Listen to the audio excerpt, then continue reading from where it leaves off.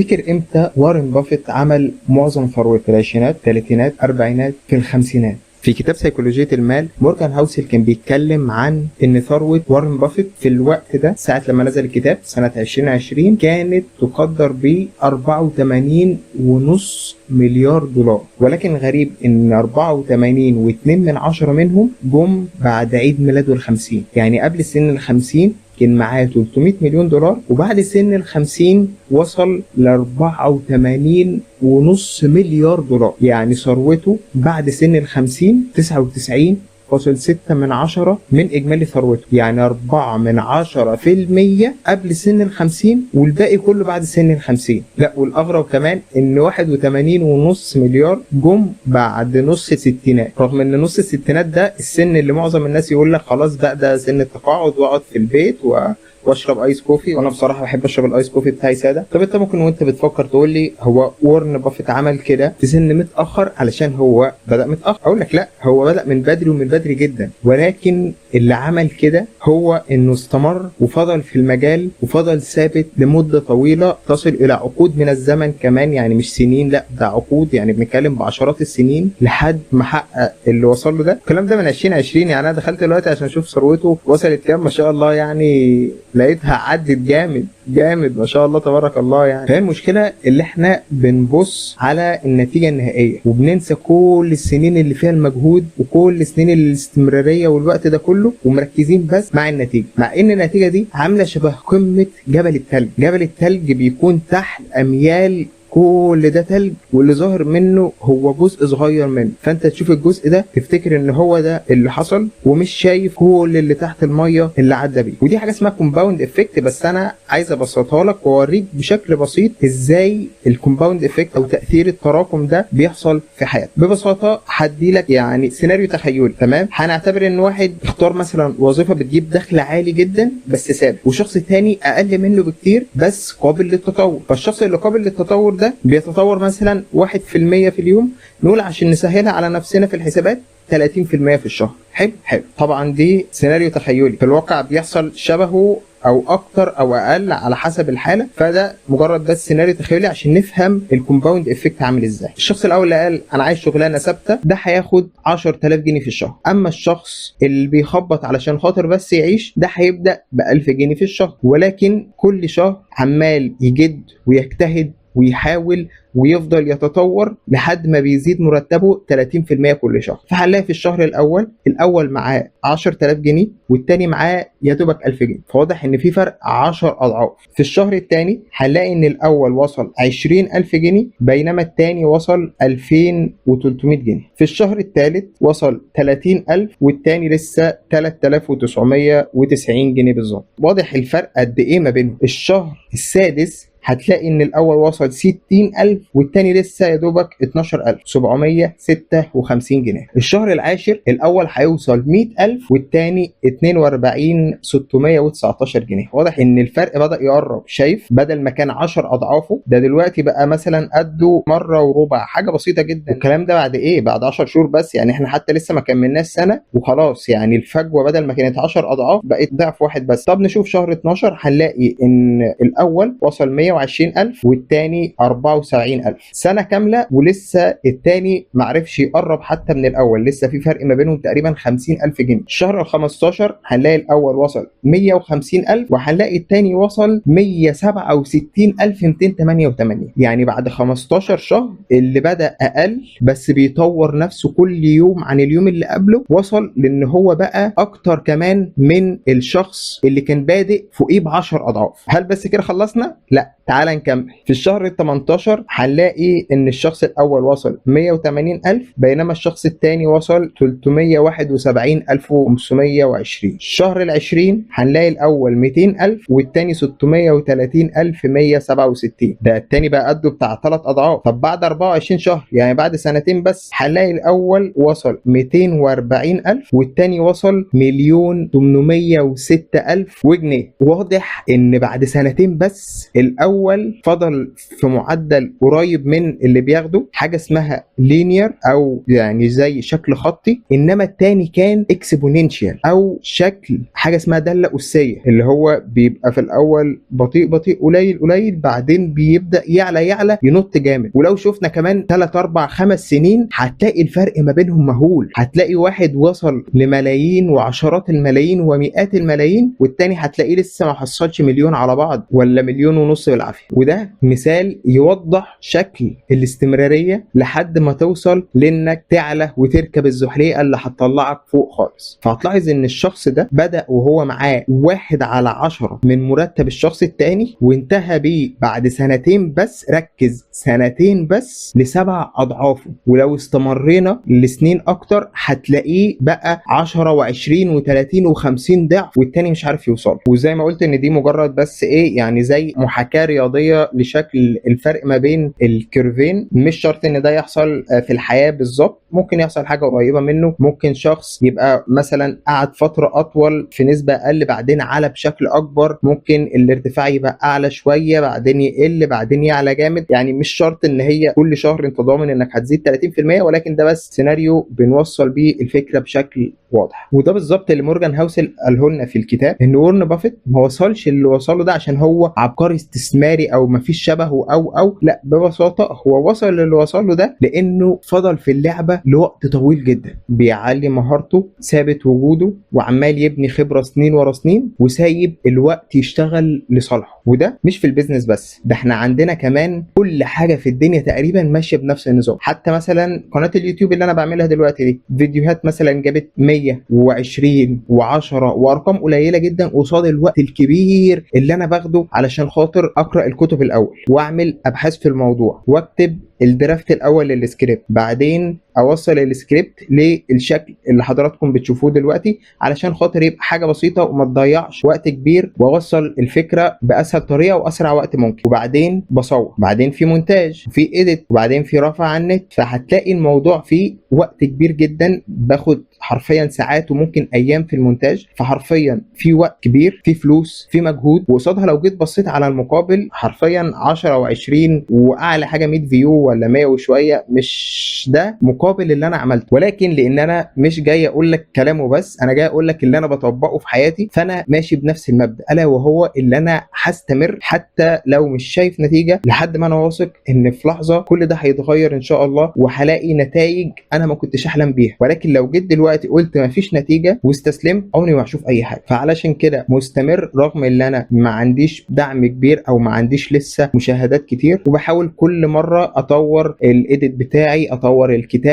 ادور على مصادر مختلفه اجيب منها المعلومه، افكار مختلفه بتيجي على دماغي، احاول ان انا افهم اكتر ازاي ممكن مثلا الفيديو ينتشر اكتر او يتعمل له ريكومنديشن من فيديوهات تانية او بحيث ان انا احاول اطور نفسي كل مره بحاجه بسيطه لحد ما اوصل للليفل اللي ان شاء الله هيكون هو الاكسبوننشال، واطلع عند سقف الكيرف فوق. وهو ده مفهوم التراكم. وفي حاجه حلوه جدا جدا، ان احنا الحاجات دي مش محتاج مثلا كتاب برودكتيفيتي او حاجه بقى حديثه، لا، ده احنا عندنا مصدر قايل لنا تقريبا نفس الكلام من 1400 سنه. عندنا حديث شريف بيقول: احب الاعمال الى الله ادومها وان قل. يعني لو حاجه قليله جدا لكن دايما، احسن ما تعمل حاجه كبيره جدا مره واحده وما تعملش حاجه تاني. وده قريب من، فانت حاول لما تعمل اي حاجه تعمل قدر استطاعتك اللي تقدر تداوم عليه حتى لو مش اعلى قدر، وما تستعجلش النتيجه، لان النتيجه ممكن تكون قدام وانت لسه مش شايفها. وده هياخدنا لكتاب جميل جدا اسمه العادات الذريه لجيمس كلير، وكان بيتكلم فيه عن فكره جميله جدا جدا اسمها مكعب التلج. خلينا نقولها باختصار، فكره مكعب التلج. بيقول ايه مكعب التلج ده؟ بيقول لك ان مكعب التلج لو حطيته في درجه 25 درجه فahrenheit هيفضل تلج زي ما هو. طب لو عليته 26 تلج برضه، 27 28 29 30 31، كل ده تلج، كل ده لسه حتى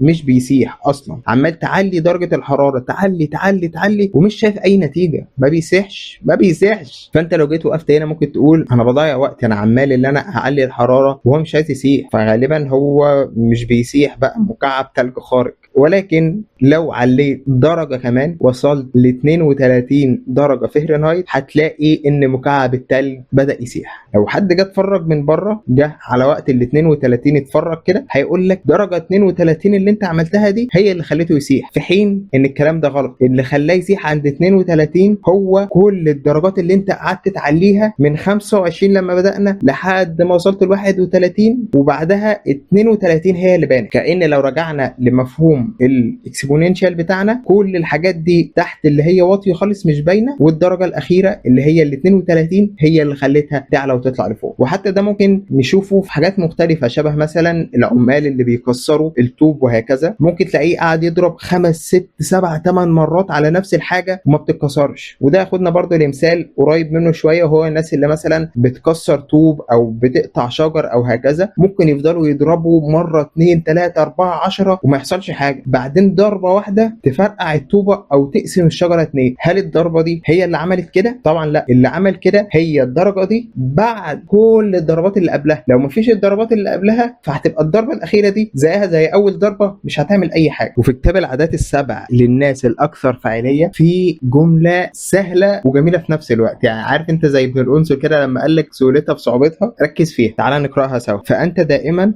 تحصد ما تزرع يداك، ولا مكان للطرق المختصره في هذه الرحله.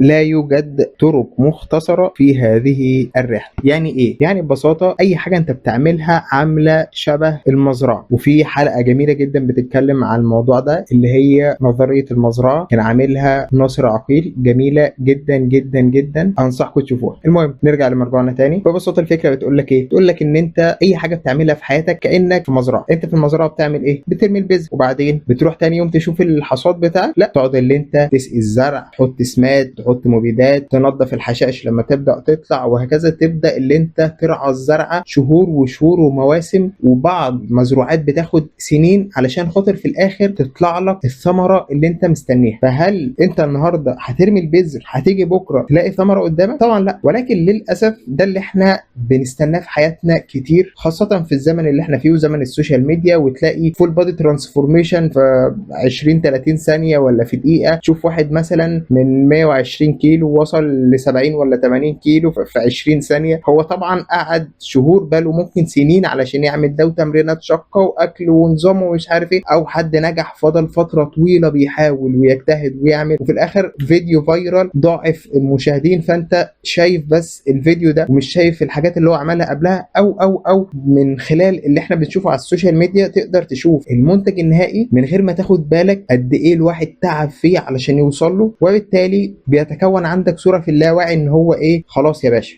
بص، هو الحاجه هتعملها تقعد فيها حبه، لو ما اشتغلتش معاك يبقى الحاجه دي بايظه، روح لحته تانيه. ولكن الكلام ده غير صحيح بالمره. انت بتقعد في محاولات كبيره جدا، ودايما اللي بتزرعه النهارده هتحصده قدام. فلو اهملت الزراعه النهارده مش هتلاقي ثمره حلوه قدام. ولو انت دلوقتي اوريدي في وضع مش احسن حاجه، او الثمره بتاعتك دلوقتي مش احسن حاجه، فهي نتيجه لزراعتك في السنين اللي فاتت. فحاول اللي انت في السنين اللي جايه تحسن الزراعه علشان الثمار بتاعتك تبقى كويسه. الكلام ده في اي حاجه في الحياه. انت حياتك كلها اعتبرها ان هي مزرعه، بتزرع بقى عادات جديده، بتزرع قراءه، بتزرع علم، بتزرع رياضه، بتزرع اكل صحي. فانت عمال بتزرع حاجات ايجابيه وكويسه، هتطلع ثمره كويسه جدا، تبقى شخص جسمك كويس ورياضي، صحتك كويسه، عقليتك كويسه ومثقف، معاك فلوس كويسه وناجح. لكن كل ده بعد سنين من اللي انت بتعمله ده. فلو عملت حاجه فتره صغيره وما لقيتش نتيجه، ما تستسلمش، كمل وافضل مواصل، واعتبر اللي انت لسه في فصل الربيع، لسه ما وصلتش للفصل اللي هيطلع فيه الحصاد. واستمر لحد ما ان شاء الله هتحصد احسن ثمره من نفسك او من مزرعتك. فلما تبدا حاجه تقعد اسبوع 2 شهر تقول انا مش شايف نتيجه، افتكر اللي انت لسه في موسم الزراعه مش في موسم الحصاد. فزي ما مش منطقي ان انت تحكم على شجره وهي لسه بذره، فما تحكمش على نفسك وانت لسه بتزرع. تزرع. ما تركزش في الحصاد دلوقتي، ركز في الزرع وسيب الحصاد يطلع قدام لوحده، وسيب الثمره تكبر وتنمو براحتها. وده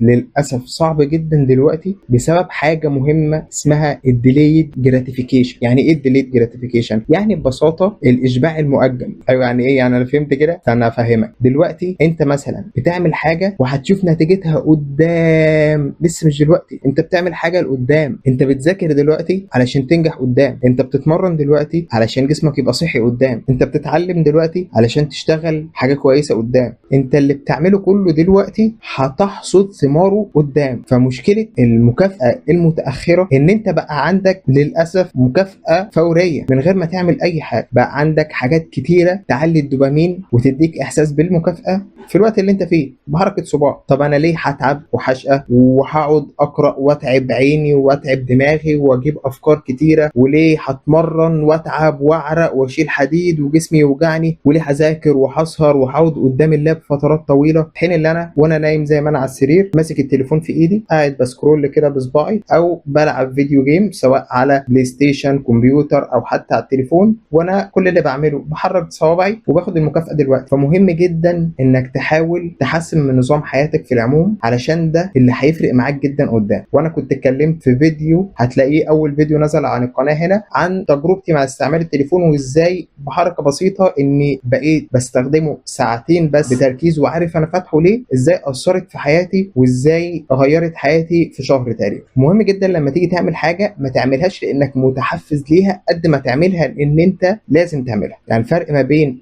الموتيفيشن او ان انت تكون متحمس، والفرق ما بين الديسيبلين او ان انت تكون منضبط او ملتزم، هي ان انت موتيفيشن والله انا لما يجي لي مزاج واحس ان انا الموضوع عاجبني وحلو وبتاع هعمله، لكن لقيت ان انا بدات ازهق مفيش نتائج شايفها قدامي خلاص مش حاسس ان ليها فايده فهسيبها. ده الموتيفيشن، مجرد شعله لو سبتها هتطفي. لكن الديسيبلين او الالتزام هو اللي انت بتعمل الحاجه لان انت عارف انك محتاج تعملها حتى لو انت مش عايز تعملها. انا عارف ان النهارده عندي تمرين هتمرن، انا مش عايز اتمرن هتمرن. انا عارف اني محتاج اعمل الفيديو ده، طب انا مش متحفز ان انا اعمل الفيديو ده. الفيديوهات اللي انا بعملها بتاخد وقت كبير جدا مني وبتاخد مجهود كبير، وما عنديش مثلا مشاهدات كتيره وما عنديش اي حاجه تحسسني باللي انا بعمله ده متشاف حتى. مش مهم، اعمل. انت عندك هدف، عندك ديسيبلين، عندك التزام، اللي انت كل اسبوع يوم السبت الساعه 10 هتكون منزل فيديو بغض النظر عن اي حاجه. فدايما خليك ملتزم، خلي عندك ديسيبلين، وان شاء الله ممكن نعمله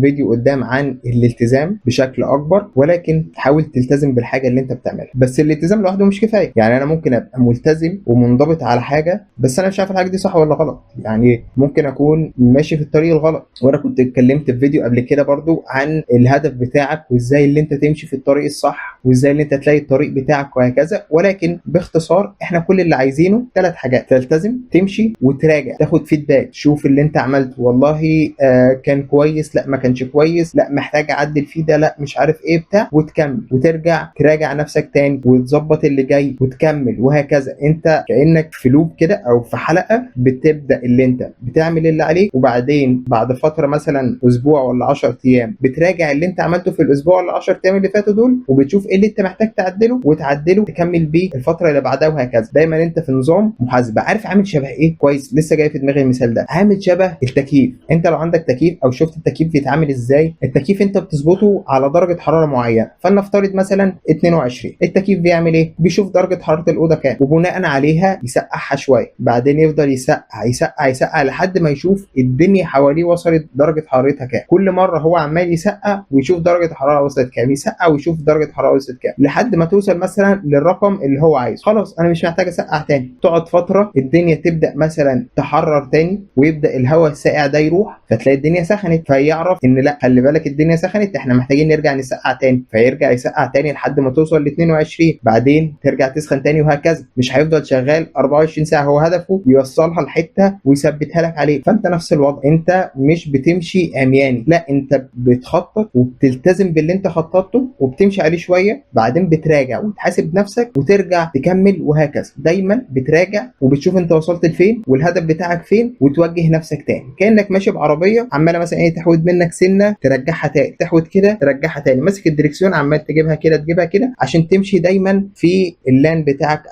او الطريق بتاعك ايا يكن المخصص ليك اللي انت تمشي فيه هو ده اللي انت محتاج تمشي فيه. ومش لازم كل حاجه بتعملها تكون 100%، يعني انت ملتزم حتى لو انت في ايام ما عندكش طاقه فيها او حاسس ان انت مش هتطلع 100% من اللي عندك هتعمله. حتى لو فيديو مثلا ما جابش الحاجه اللي انت مستنيه هتعمله. حتى لو شغلانه ما جابتلكش العائد اللي انت مستنيه هتعمله. انت بتعمل حتى لو في ايامك مش 100%، ولكن انت بتعمل اللي بتقدر عليه. بس اهم حاجه انك دايما بتعمل، فانت مش مستني الوضع يبقى مثالي علشان خاطر تعمل اقوى حاجه عندك، لا انت بتعمل وخلاص. كل يوم بتعمل اللي عليك، كل يوم مستمر، كل يوم بتحسن نفسك. ولو عندك برضو مشكله في موضوع المثاليه دي، في فيديو قبل كده على القناه اتكلمنا فيه بشكل اعمق عن المثاليه وازاي ان انت تبدا دلوقتي وهكذا، برضو ممكن تتفرج عليه. وخليك فاكر ان حياتك زي المزرعه، مفيش مزارع بيجي مثلا الصبح يقول لا انا مش طالبه معايا النهارده ازرع فخلاص هقعد على السرير واتفرج على السوشيال ميديا. لا، بينزل كل يوم، بيسقي، بينظف، بيعمل اللي عليه، حتى لو مش شاف نتيجه ولا ثمره عادي، لان هو عارف ان اساسا لسه موسم الحصاد ما جاش. فانت ازرع واعمل اللي عليك وسمي الله وتوكل على الله